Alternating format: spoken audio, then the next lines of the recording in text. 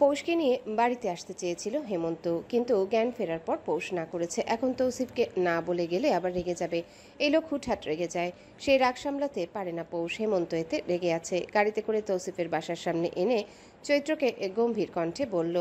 ওকে ভেতরে দিয়ে আয়। পৌষ আহত চোখে তাকালো, মিনমিন করে বলল, হেমু ভাই। হেমন্ত যেন ওর কথা শুনলই না, বরং চৈত্রকে থামালো। পৌষ নাক পিটপিট করে, এখনই যেন কান্না চলে আসবে। হেমন্ত গম্ভীরই রইল। পৌষ ভাইয়ের হাত ধরে ধরা গলায় ক্লান্ত স্বরে বলে, ভাই, উনি রাগ করবে না বলে যদি যাই। তোর উনিকে কত মাস ধরে চিনিস? ছোট থেকে পেলে বড় করলাম আমরা। নিজের বাড়িতে যেতে দিবি না, থাকতে দিবি না, এটা কেমন আচরণ? উনি সবটা জানে ভাই। জানুন আমি পালিনি, আদর করিনি, এখনো কি ফেলে দেব? পৌষ চোখ নামিয়ে ফেললো। জ্ঞান ফিরলেও ভালো লাগছে না। পৌষ হেমন্তের হাত ছাড়লো, বলল, ভেতরে এসো না ভাই। যা তুই। আমরা যাই। ইনিমিনি একতালে বলল। পিহা একটু গা ঝাড়া দিল, সম্মতি দিয়ে বলল। সাথে আমিও। জ্যৈষ্ঠ একটু গলা খেকিয়ে বলল, না মানে আমিও চলি, ওদের দেখে নিয়ে আসবো। হেমন্ত কপাল কুঁচকে তাকালো। এদের মতো তারও বলতে মন চাইছে যে সে যাবে সাথে। পৌষটাকে একা ছাড়তে মন চাইছে না, কিন্তু সম্পর্কের মারপ্যাচে পড়ে কথাটা বলা হলো না। শান্ত স্বরে শুধু বলল, ওকে ভেতরে দিয়ে সোজা চলে আসবি সব কয়টা। সবগুলো যেন লাফিয়ে উঠে গাড়ি থেকে টপটপ করে নামে। পৌষ হেমন্তের হাত ধরে। ছোট্ট সে পৌষের মতো আবদার ধরে। এসো না হেমু ভাই। হেমন্তের মন ভাঙে, অভিমান ভেঙে টুকরো হয়। পৌষের মাথায় হাত দিয়ে বলে, আজ না পৌষ ভাই, আসবো আরেকদিন। আজ কেন নয়? বড় হচ্ছিস না ভাইয়ের বোন? তো শ্বশুর বাড়ি এটা, চাইলে কি আসা যায়? সম্পর্কে বড় না আমি, হুটহাট যাওয়া বেমানান। পৌষ যেন বুঝলো, মাথা নিচু করে নেড়ে বলল, একদিন এসো তাহলে। আসবো। যাব। যা। পৌষ হাঁটা ধরল। এক হাতে ধরা পিহা, অন্য হাতে জ্যৈষ্ঠ, পেছনে চৈত্র বনের ঢাল হয়ে যাচ্ছে। হাঁটু সমান ইনিমিনি তাদের আপার সামনে সামনে এগিয়ে যাচ্ছে। হেমন্ত পেছন থেকে দেখলো পৌষটা তাদের থেকে দূরে চলে যাচ্ছে। দূরত্বটা তৌসিফ তৈরি করছে। হেমন্ত বুঝে না এমন না, হয়তো তৌসিফ নিজের জায়গায় ঠিক, কিন্তু তার কি উচিত হচ্ছে এভাবে পৌষকে দূর করা? হেমন্ত চোখ বুজে সিটে হেলান দিল।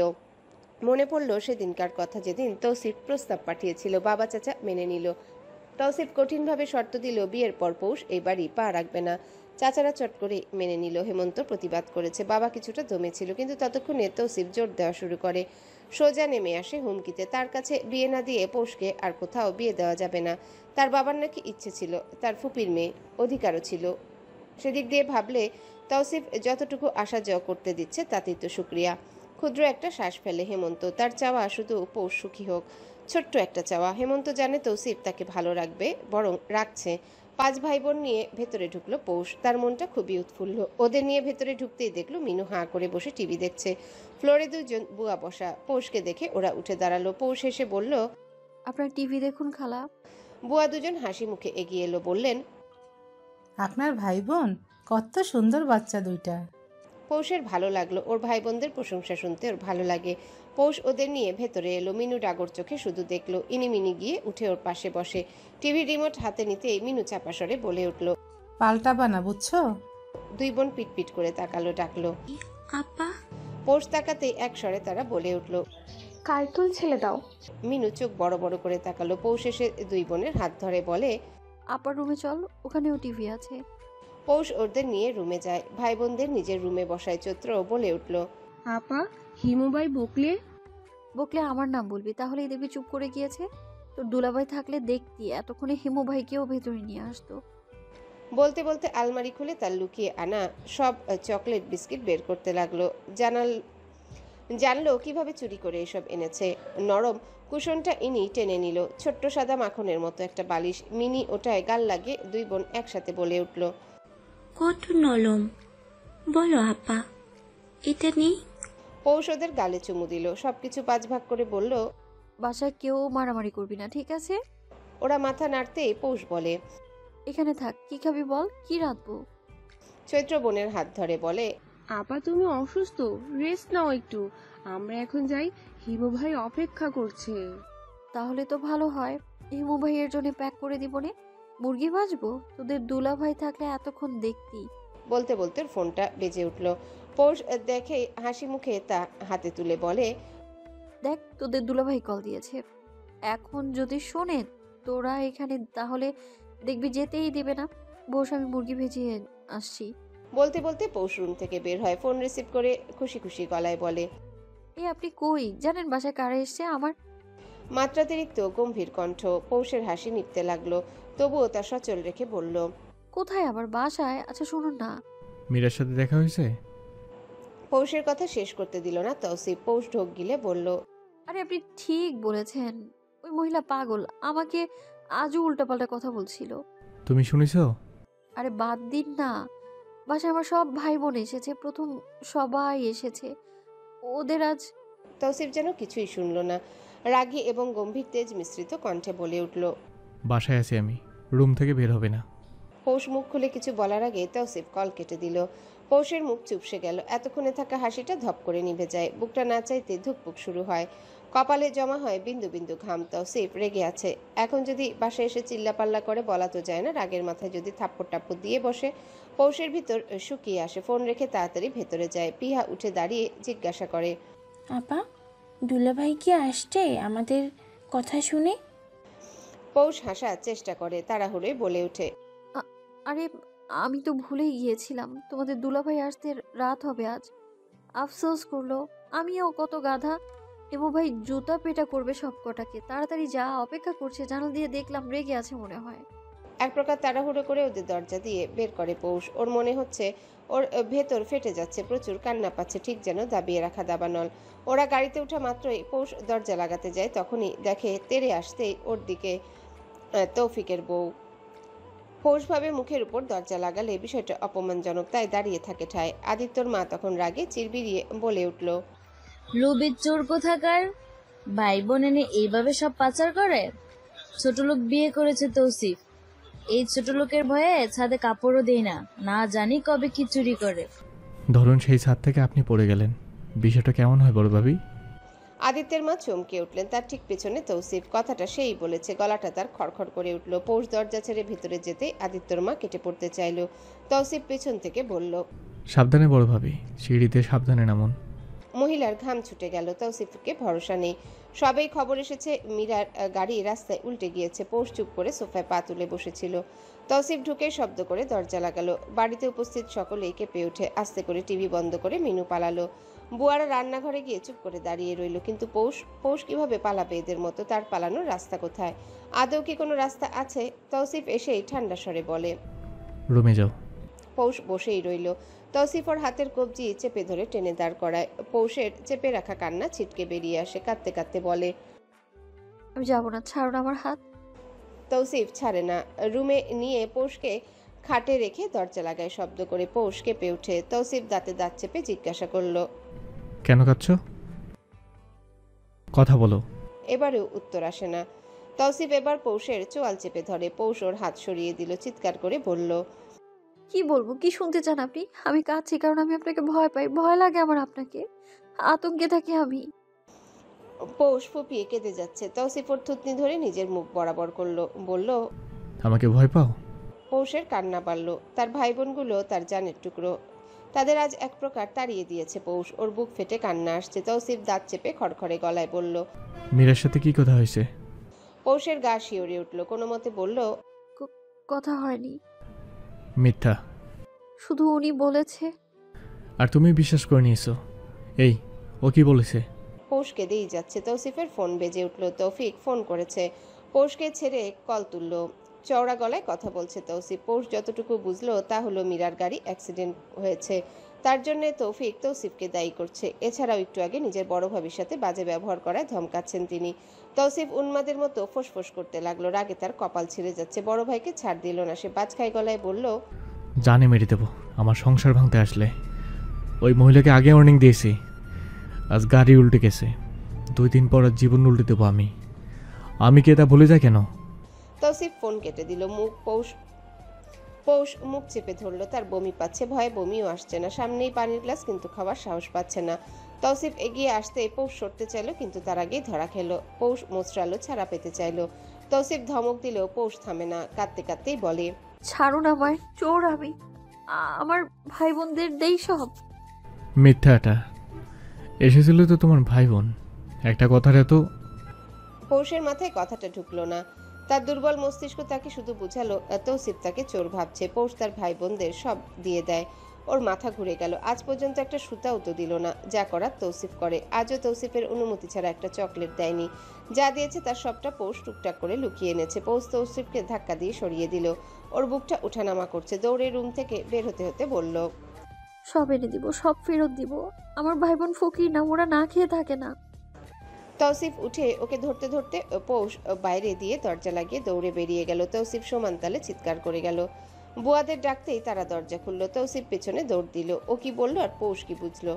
কথাটা শেষও করতে দিল না। তৌসিফ নামতে নামতে পৌষ সিএনজিতে উঠেছে। দূরত্ব নগণ্য। তৌসিফ পিছু নিল। এই মেয়ে তাকে চালিয়ে মারবে। পৌষ নিজেদের বাসার সামনে নেমেই বলল, ভাড়া পাঠাচ্ছি। বলতে বলতে দেখলো পেছনে তৌসিফ। পৌষ ভিতরে দৌড়ে ঢুকলো। সোজা গেল পিহার রুমে। ততক্ষণে ওকে দেখে শ্রেয়া এসেছে। পিহা থেকে সব নিয়ে দুই ভাইয়ের রুম থেকে চকলেটগুলো নিয়ে নিল। তৌসিফ ভেতরে ঢুকা মাত্র হেমন্ত বের হয়েছে। বাসায় শুধু বড় চাচা ছিলেন। পৌষকে এভাবে দেখে ভয় পেয়ে গেলেন। ইনিমিনি রুমে ঢুকে চকলেট সহ ওই কুশনটা নিতে গেলেই দুজনে টেনে ধরলো। টলমল চোখে তাকিয়ে বলল, আপা এত না দেই। তৌসিফ পৌষের হাত ধরে বলল, ছাড়ো এটা। পৌষ থমকে উঠল। ছাড়, এটা ওনাদের, আমার না, ফেরত দিতে হবে। চুরি করে এনেছিলাম, চোর আমি। বলে একটানে নিয়ে নিল। পৌষ পাগলের মতো চকলেট গুনে বলল, এটাও কেউ খায়নি, সবগুলো আছে, গুনে দেখুন দেখুন। তৌসিফের বুকে অসহনীয় জ্বালা হলো। পৌষের হাত শক্ত করে ধরে বলল, সোজা বাসায় এখন। পৌষ ওভাবেই শ্রেয়াকে বলল, ভাবি, বাবুকে যে ব্রেসলেট দিল ওটা ফেরত দিয়ে দাও। ওনারা চোর ভাবে আমায়। ছোট্ট জানটা ওর ফুপির শ্বশুর বাড়ির জিনিস পড়তে পারবে না। ফেরত দাও, এক্ষুনি দিয়ে দাও। বলতে বলতে নিজের গলার পাতলা চেনটা একটানে ছিঁড়ে শ্রেয়ার হাতে দিল। বলল, এটা আমার মায়ের। তৌসিফ দাঁতে দাঁত চেপে পৌষের চোয়াল শক্ত করে চেপে ধরে। মুহূর্তে তৌসিফের ডান হাতে শক্ত নখগুলো ডেবে গেল পৌষের গালে। পৌষ তখনও বলল, ভাবি নিয়ে এসো। বড় চাচা এতক্ষণে এগিয়ে এলেন। জিজ্ঞাসা করলেন, কি হয়েছে পৌষ? কিছু হয়নি। শ্রেয়া ব্রেসলেট আনতেই পৌষ তা নিয়ে নিল। তৌসিফের হাত ধরে বলল, চলুন আমরা চলে যাই। সবাইকে অবাক করে দিয়ে যেতে যেতে পৌষ বলল, আজকের পর থেকে আমি তোমাদের কাছে মৃত। কেউ কখনো আমার খোঁজ নেবে না, ফোন দিবে না। আমি আমার মা বাবার মতোই মৃত। খুব স্বাভাবিকভাবে পৌষ বিদায় নিয়ে চলে গেল। গাড়িতে উঠে চুপ করে রইল। তৌসিফও কথা বলল না। গাড়ি চলল কম সময়। ওরা পৌঁছাতে পৌষ আগে দৌড়ে উঠল। আদিত্যর ফ্ল্যাটের সামনে এসে এক নাগারে কলিং বেল বাজালো। তৌসিফ ওকে ধরে সরানোর আগে হাতে থাকা চকলেট, বিস্কুট আর কুশন পৌষ ভেতরে ছুড়ে দিল। ঝাঁঝালো গলায় বলে উঠল, চুরির মাল ফেরত দিয়ে গেলাম। পৌষ চলে গেল। তৌসিফও চলে গেল। এদিকে হা করে তাকিয়ে আছে আদিত্যর মা। অপমানে গা জ্বলছে তার। পৌষকে রুমে এনে সোজা বাথরুমে নিল তৌসিফ। এই মেয়ের মাথা খারাপ হয়েছে, তার ঢের বোঝা হয়েছে। তার পা থেকে চুল আপাতত তেজে জল করছে, কেমন ফোঁস শব্দ করছে। তৌসিফ ভাবছে এই বুঝি তার উপরও ঝাঁপিয়ে পড়ল। তাতে অবশ্য চিন্তা নেই, বউ মানুষ জামাইয়ের উপর ঝাঁপিয়ে পড়বে, এটাই স্বাভাবিক। তৌসিফ সামলে নিবে, বরং ভেতরে ভেতরে তার ভালোই লাগবে। পৌষকে সামলানো যেন আজ কষ্টসাধ্য। তৌসিফ ওর হাত দুটো বেসিনে নিয়ে পানি ছেড়ে দিল। পৌষ অবশ্য শান্ত, দাঁড়িয়ে নেই। সে যথেষ্ট নড়াচড়া করছে। অগত্যা তৌসিফ ওকে নিয়ে শাওয়ার চালু করে দাঁড়িয়ে গেল। শক্ত করে বুকে চেপে নিল। দুজনের শ্বাস প্রশ্বাস তখন শব্দ করছে। পৌষ শক্ত হয়ে দাঁড়িয়ে আছে। তৌসিফ ওর পিঠে হাত বুলাচ্ছে। প্রায় 20 মিনিট এই নীরবতা পালন হলো। পানির শব্দগুলো এখন কানে ঝুমঝুম শব্দ তুলছে। তাল মিলিয়ে ছন্দ পতন হচ্ছে হৃদকম্পনের। পৌষ হঠাৎ শরীর ছেড়ে দিল।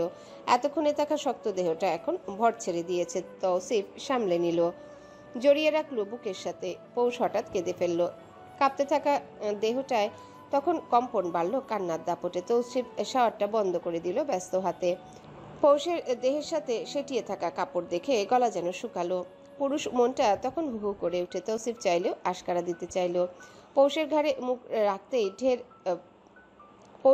মুখ রাখতেই টের পেল পৌষ টলছে। তৌসিফ নিজেকে সামলায়। পৌষকে ধরে কাপড় বদলে দিয়ে নিজেও চেঞ্জ করে নিল। পৌষকে কোলে তুলে রুমে ঢুকা মাত্রই দেখলো ওর দাঁতের সাথে দাঁত লেগে যাচ্ছে।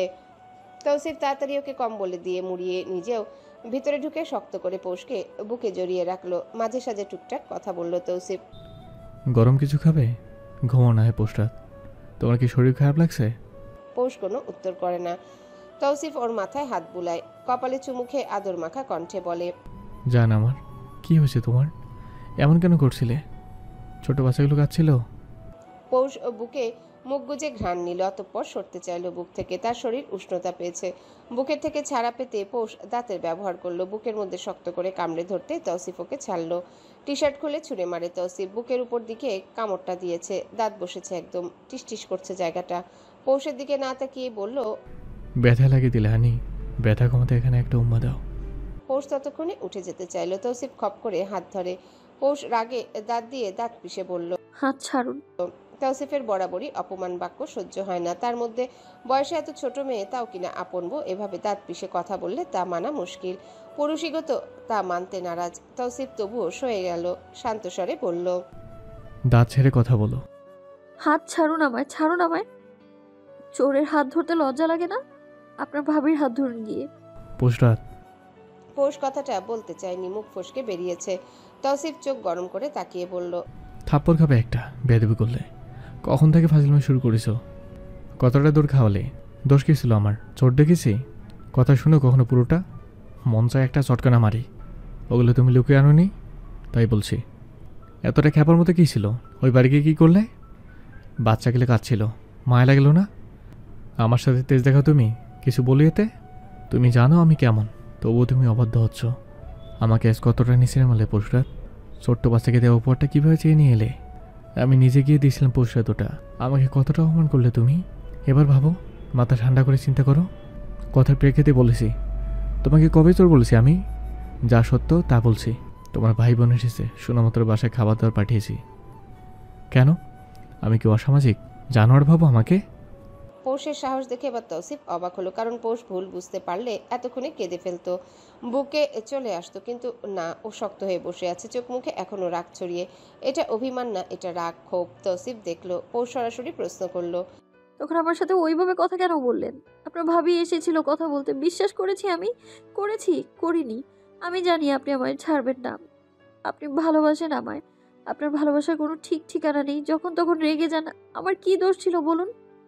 দোষ তোমার অবশ্যই আছে পুরুষরাত। মীরাকে দেখা মাত্র জুতা পেটা করা উচিত ছিল। তো আপনি কি করলেন? জানে ছেড়ে দিয়েছি।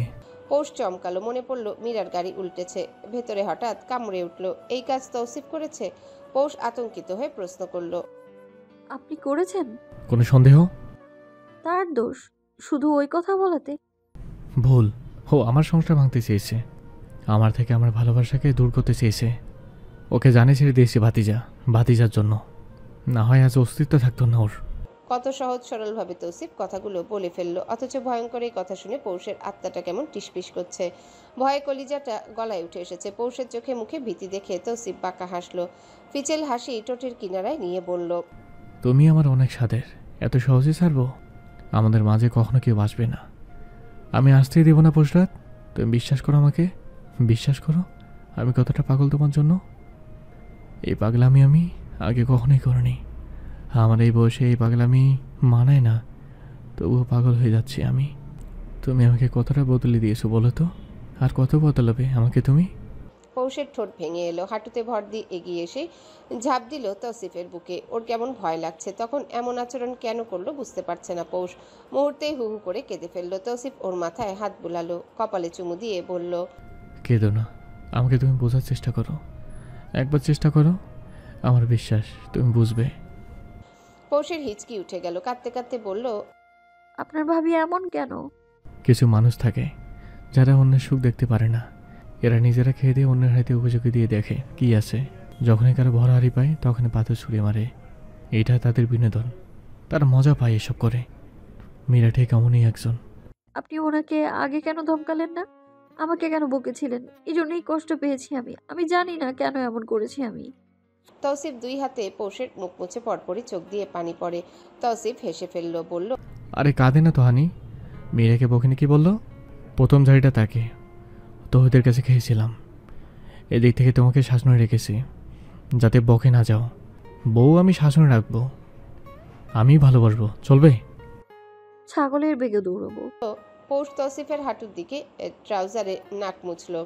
টু শব্দ করে না তৌসিফ। পৌষের শুকিয়ে আসা ঠোঁটে আলতো স্পর্শ করে বলে, কত কথা বলো তুমি, তোমার সাথে থেকে বাঁচাল হয়ে যাচ্ছি।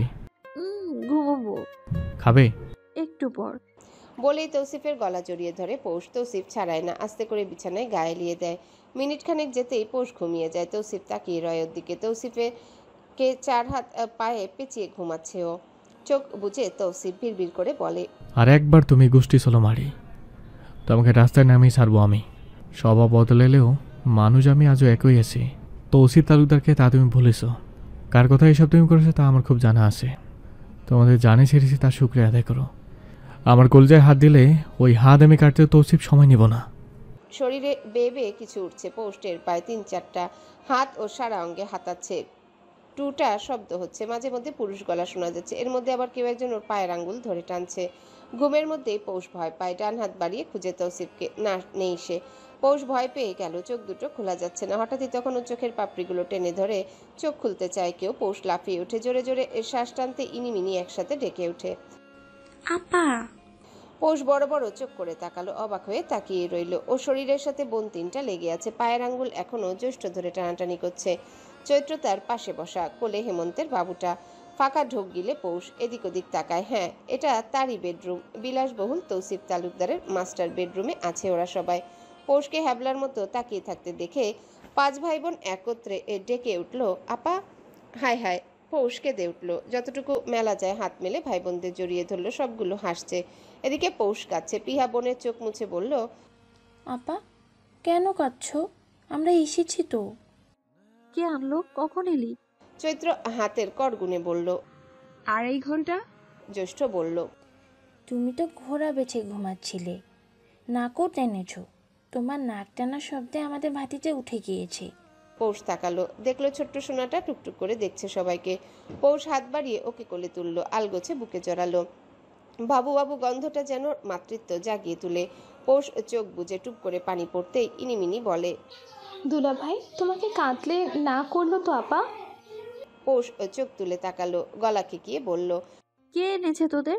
সবগুলোর একত্রে উত্তর, দুলাভাই। কোনটা? কয় বিয়ে তোমার? আচমকা তৌসিফ প্রশ্ন করায় পৌষ চমকালো, গলায় আটকে এলো যেন সবকিছু। ঠিক অমনভাবে কাশি দিল দুটো।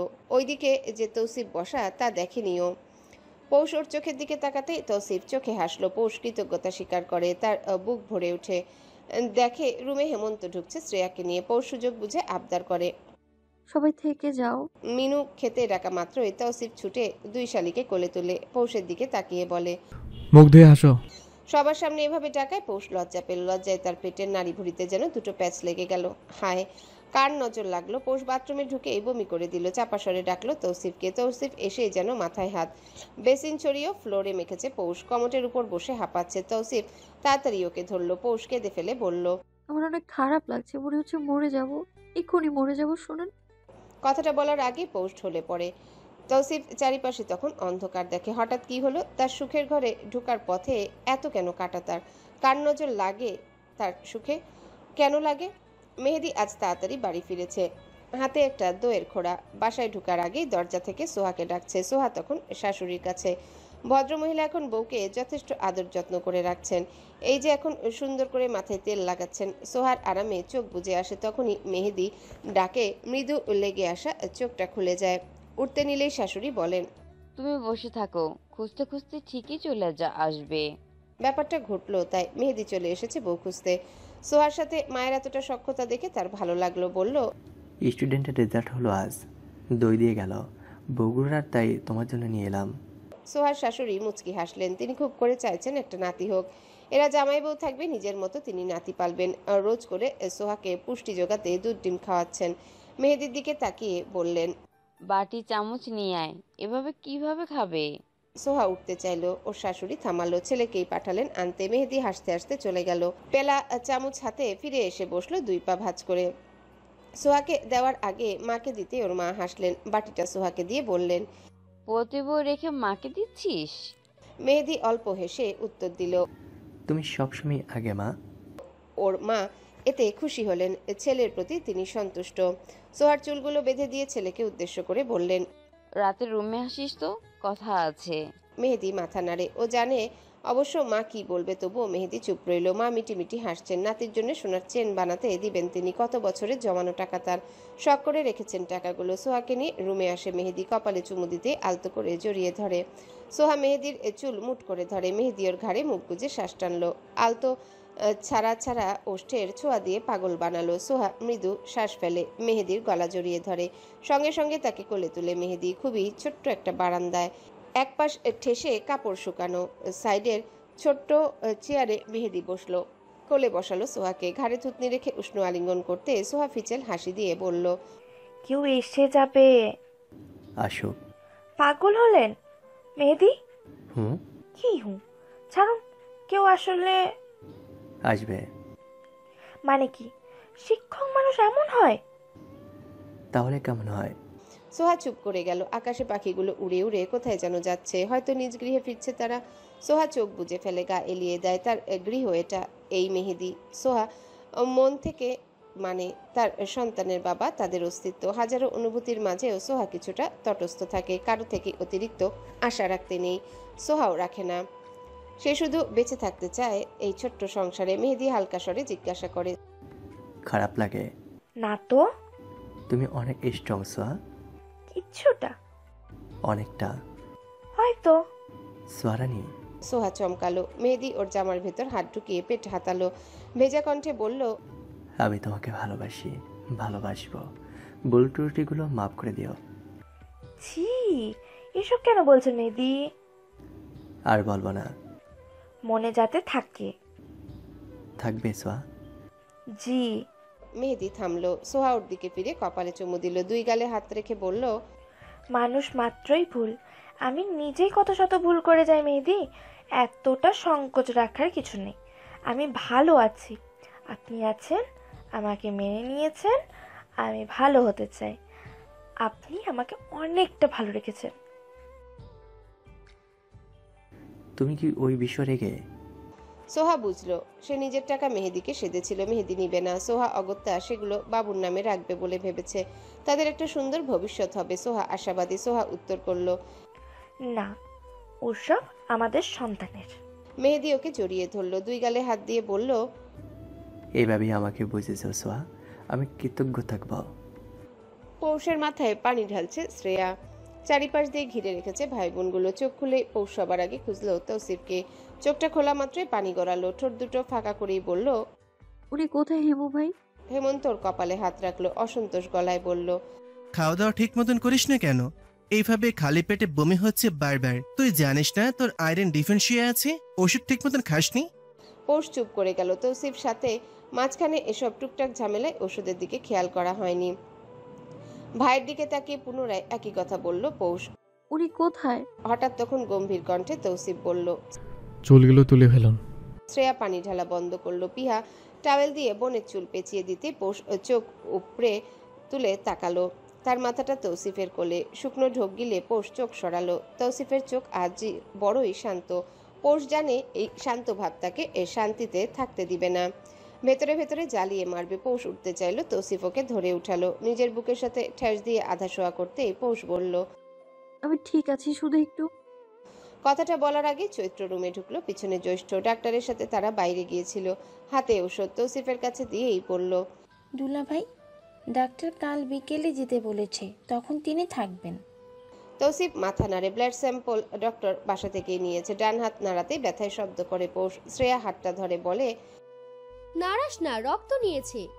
পৌষ চমকে তাকালো, তার নাকি রক্ত নিয়েছে। পৌষ ভাবলো এখন তো চাইলেও কাঁদা যাবে না। তার ভেতর কেমন একটা লাগছে, শরীর থেকে রক্ত নিয়েছে, তার গা গুলাচ্ছে কেমন। তৌসিফও চুপ, তা দেখে যেন ভয়টা তার বাড়ে। এরা এখন আছে তাই পৌষকে কিছু বলছে না, কিন্তু যখন চলে যাবে তখন নিশ্চিত আজ পৌষের দুই গালে 10 আঙ্গুলের ছাপ ফেলবে তৌসিফ। পৌষকে থম ধরে থাকতে দেখে শ্রেয়া ওর গালে হাত রাখলো, বুঝানোর ভঙ্গিতে বলল, নিজের খেয়াল রাখা শিখ পৌষ, এভাবে চললে হয় বল? মিনু দরজায় দাঁড়িয়ে ডাকলো, মামা। তার হাতে খাবার। তৌসিফ ইশারায় আসতে বললে মিনু টেবিলে রেখে দাঁড়িয়ে থাকে, দেখে পৌষকে। পৌষ ঠোঁট উল্টে তাকালো, কি হয়েছে সবার, এত ঠান্ডা কেন? ইনিমিনি মিনুর সাথে বাইরে গেল। তৌসিফ হেমন্তের দিকে তাকিয়ে বলল, ডিনার তৈরি হেমন্ত? সবাই কিনে বসে টেবিলে। নিজের বোনের বাসা এটা তোমার, নিজের বাসা ভেবে সাফ করে দিন ভাবি। শ্রেয়ার ভালো লাগলো তৌসিফের কথা। তৌসিফ যদিও বলল, তবুও পৌষকে রেখে সবাইকে নিয়ে টেবিলে বসালো। নিজ হাতে খাবার সার্ভ করতে করতে বলল, আজ থাকলে খুব বেশি সমস্যা হবে, ওর ভালো লাগবে তোমরা থাকলে। হেমন্ত অল্প হাসে, জানায়, বোনের বাড়ি থাকার নিয়ম নেই। এসব কথা তোমাদের মানায় না হেমন্ত। হেমন্ত উত্তর করে না, শুধু মুচকি হাসে। তৌসিফ রুমে আসে, দেখে পৌষ মনোযোগ দিয়ে তার হাতের ব্যান্ডেজ দেখছে। কি আবার খুঁটাখুটি করছে। তৌসিফের মন চাইল ওকে একটা কান চাপা দিতে, বেয়াদব একটা। একে 3 বেলা মাইর দেয়া গেলে শুধরে যেত। তৌসিফ ভালো হয়েছে বলে না হয় আজ একে দেখে নিত, জ্বালানোর সীমা থাকা দরকার। তৌসিফকে দেখে ভদ্র হলো পৌষ, মুখটা দুঃখী দুঃখী করলো, যদিও তার মনে আপাতত কোনো দুঃখ নেই। ভাই বোনকে কাছে পেয়ে অদৃশ্য পাখা গজিয়েছে, তৌসিফ তা বুঝে। এসে খাবার প্লেট হাতে তুলে নিতেই নাক কুচকালো পৌষ। ডিম দিয়ে খিচুড়ি, তাও টেলটেলা। হেমন্তর বাবুর পটি দেখতে ঠিক এমন, ভাবতেই বমি পেল পৌষের। ওর ভাবসাব দেখে তৌসিফ গম্ভীর কণ্ঠে বলল, হ্যালো বন্ধুরা, পরবর্তী পার্ট খুব তাড়াতাড়ি আসবে, তো সবাই অপেক্ষায় থাকো। আর চ্যানেলটি যারা এখনো সাবস্ক্রাইব করনি তারা পরবর্তী পার্ট দেখার জন্য চ্যানেলটি সাবস্ক্রাইব করে রেখো। ধন্যবাদ সবাইকে, আমাদের সাথেই থেকো।